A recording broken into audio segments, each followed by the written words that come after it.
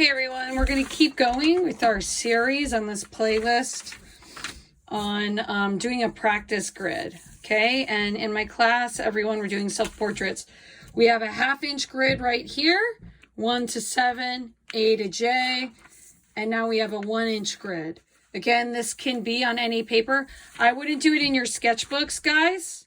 Save the watercolor paper for your final project, but do this so you can fit 7 inches across, 1 to 7, and then 10 inches down, 1, 2, 3, 4, 5, 6, 7, 8, 9, 10, but you're using the letters A to J. So again, this is practice, so no stress. Notice how everything's 90 degrees. The key to doing this before we even start is we're going to make something called a Post-it note blocker. And it's very important that you actually make your own. This is how you make a Post-it note blocker. Now you should have Post-its. If you don't have Post-its, we need to figure out a plan so you can get Post-its. You can make this with paper. You could get your scissors. I sent scissors home. But this is key. This is really going to help you with your drawing. This is a drawing hack. I should call this a drawing hack. The grid. It's it's a trick. Okay, so I made my Post-it note blocker the size of 1/2 inch because I already did my grid. And then if you make it right now, you can use it for your portrait. Take some of the masking tape you got and tape it all together.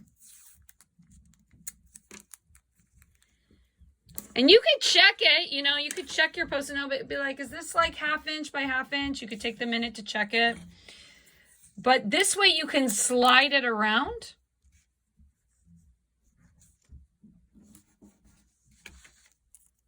You can slide it around. How amazing. Okay, and then look, lift it up. And then it's kind of done, but you could see, if you're using Post-its, sticky. And you can make this with paper. Just cut 1, 2, 3, 4 pieces of paper and put it together if you don't have Post-its. So cut your paper, cut out paper from your sketchbook, find your scissors. If you're using Post-its, you may want to tape the back as well. Oh my gosh, look, it got crooked. How did that happen?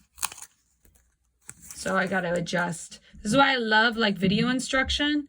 You can see the teachers struggling, and I feel like we need to model the struggle more for kids. We need to model the doing. Okay.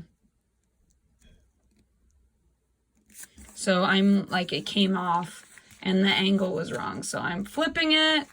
Oh my gosh, I got a hair there. Ew, I got a hair. Guys, we all have hair. It's okay.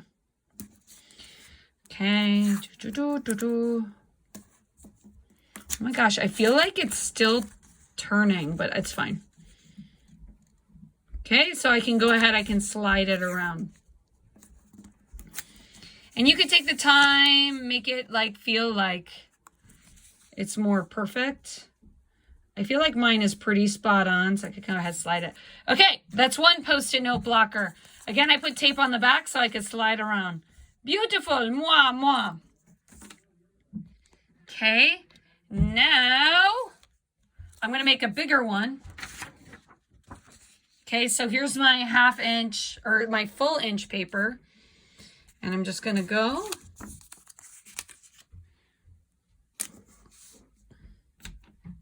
And I am going to use my own grid to make an opening. So this opening is 1/2 inch. I'm going to use my own grid, make an opening that is a full inch.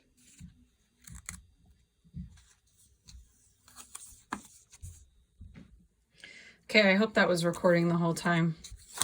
I am also messaging you during class. We're doing all sorts of differentiated learning. So fun.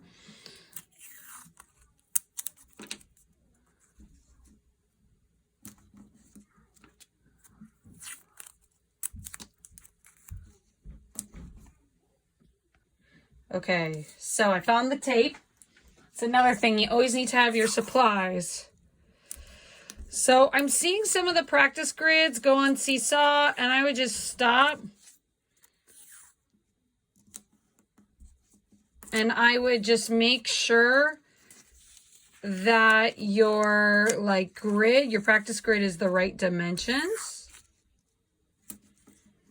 And I'm turning this over again. This is an inch long. I'm getting the sticky stuff off.